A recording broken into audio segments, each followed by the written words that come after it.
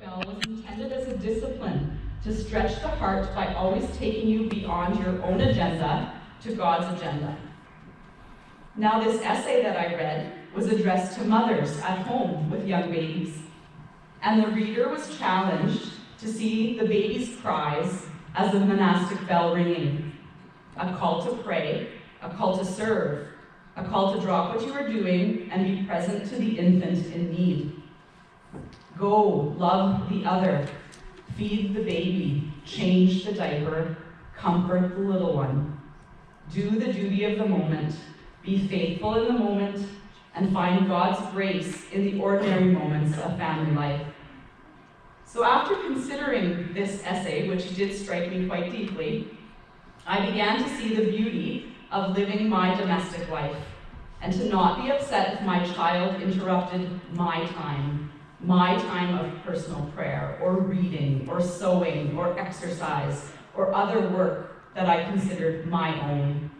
It challenged me to trust God, depend on Him, grow in loving and putting others before myself.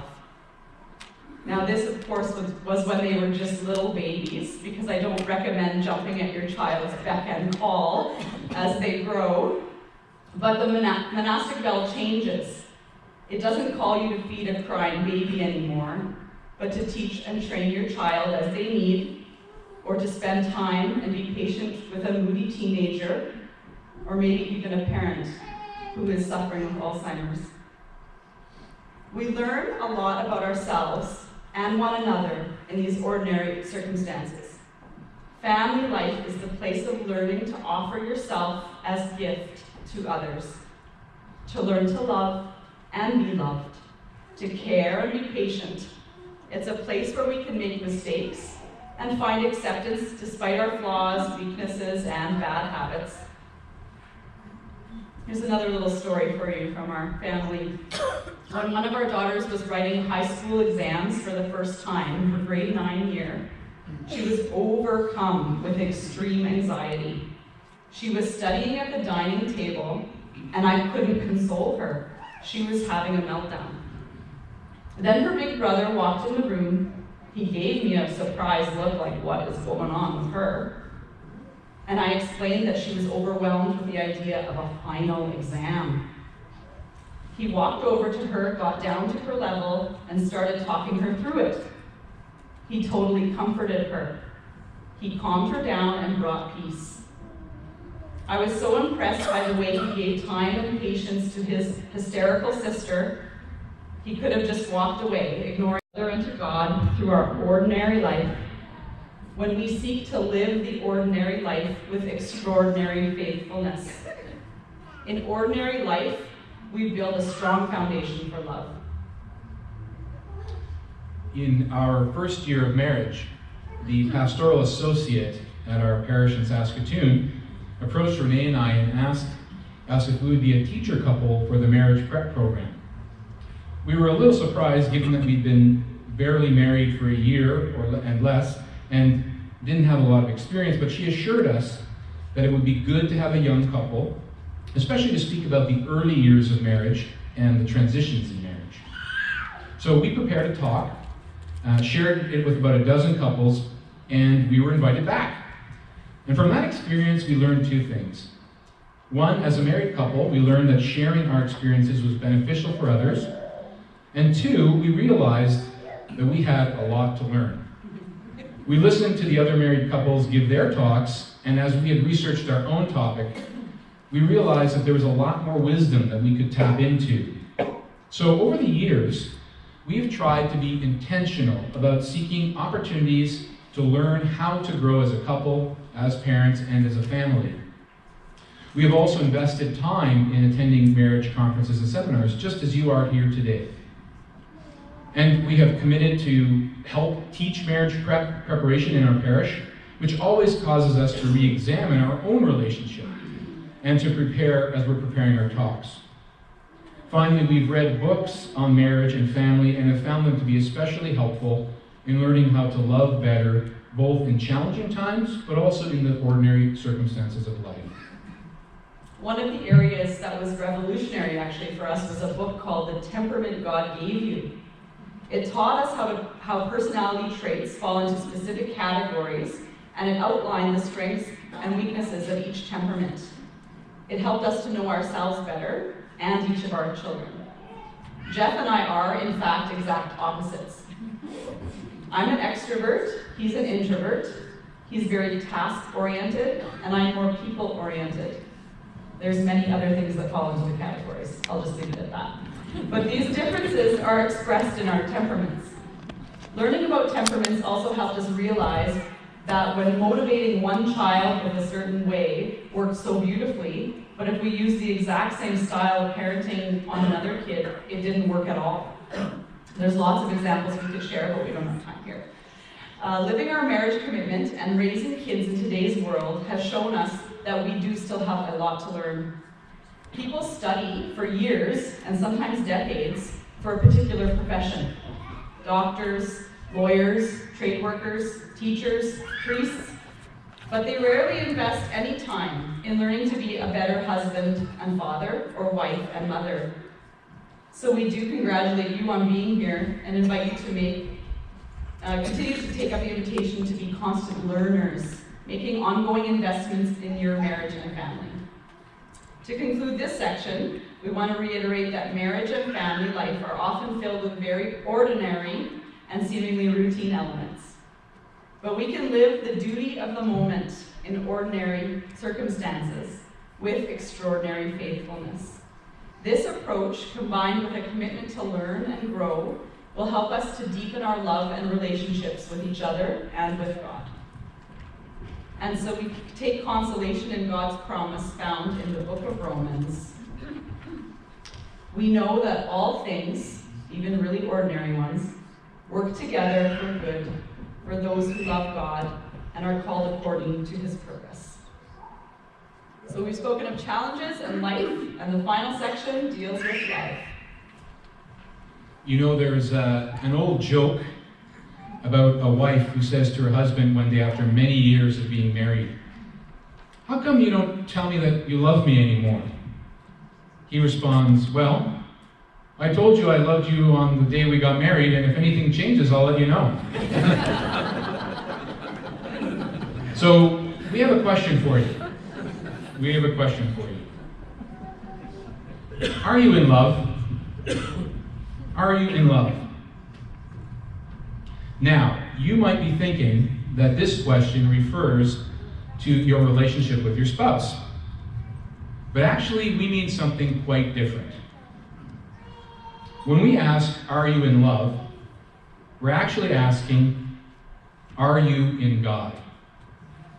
Because God is love. So the question is more about, where is God in your life, your marriage, and your family? We want to share with you a little analogy that helps consider these questions. Take a look at this diagram. These three images represent levels of commitment in three kinds of human relationships. The first image represents someone who is single. There is no romantic relationship in their life at all. You can see the little heart is outside of their life. The second image represents someone who is dating. There's some relationship, it's a part of their life, but the commitment is limited. The third image represents someone who is married. There's an intimate relationship and a permanent and mutual commitment. Let's take this and compare this with our relationship with God. If you look at these bottom three images, they represent levels of commitment in our relationship with God. The first image represents someone who does not have a relationship with Jesus, or as far as they're concerned, basically Jesus outside of their life. The second image in the middle represents someone who acknowledges Jesus as a part of their life, but has not completely committed to him. You know, Jesus might be one aspect in their life among many other aspects in their life. The third image represents a Christ-centered relationship. This relationship is primary and central. It influences all decisions and all aspects of their life. So a question for us to consider as we can look at this analogy. Which image would best represent your relationship with God? A second question might be, which image would you like to have represent your relationship with God?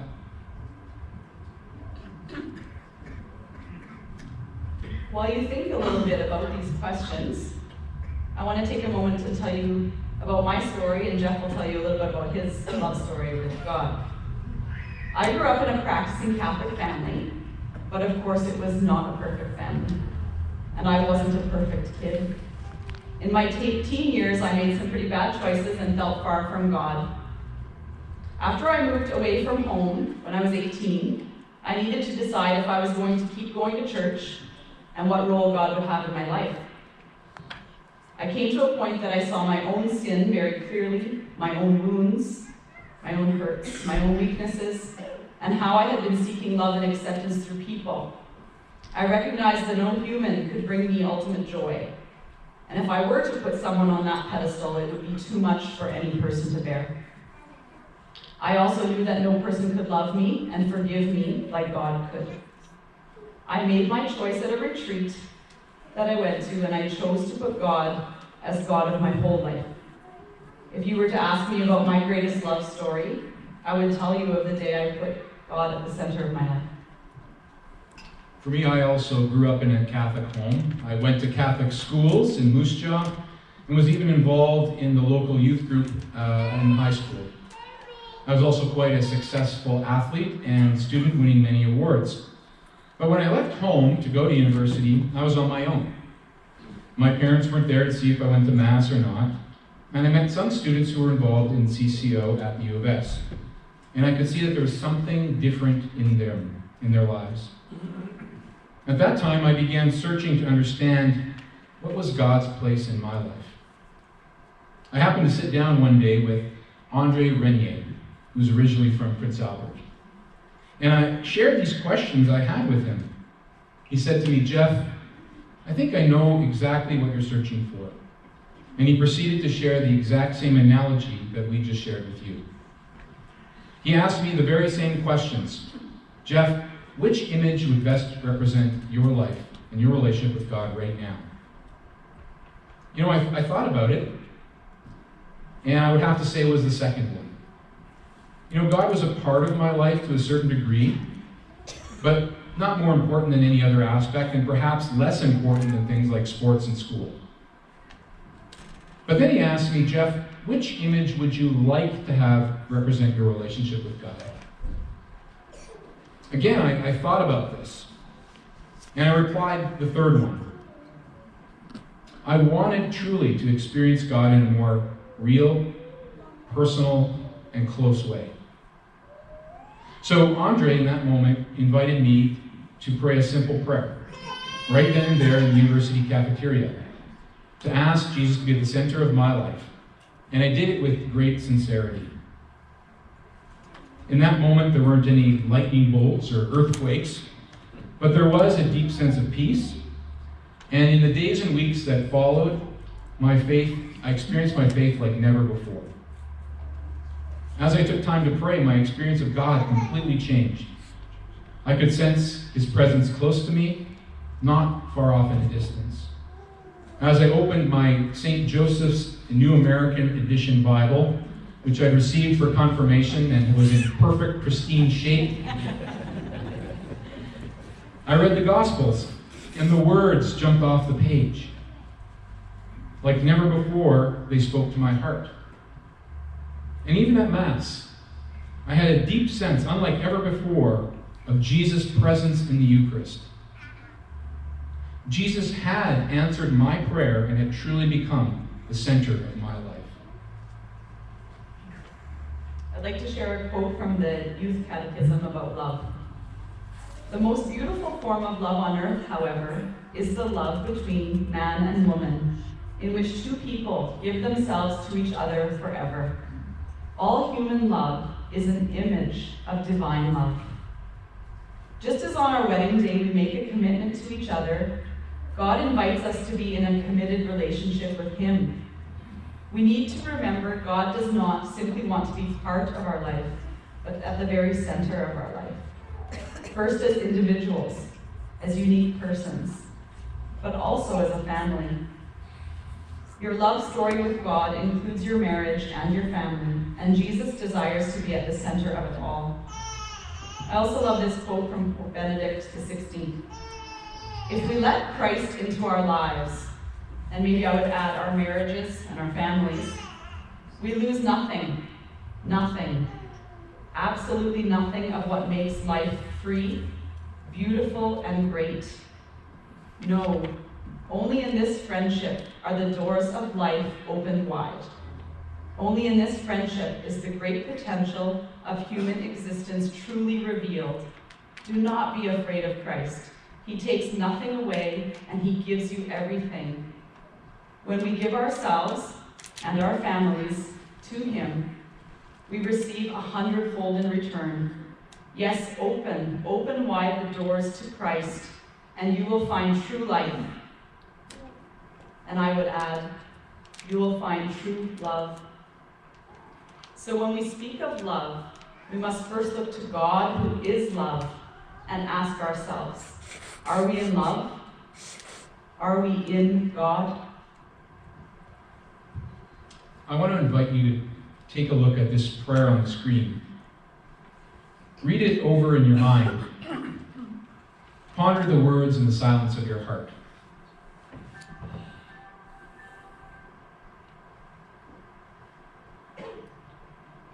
If this prayer expresses the desire of your heart, and you want to put Jesus at the center of your life, your marriage, your family, I want to invite you to please join us in this prayer. I will lead it, and I will invite you to pray it out loud with me.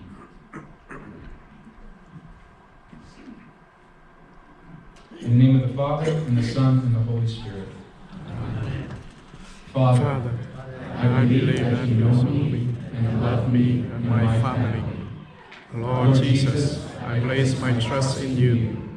I give my life to you.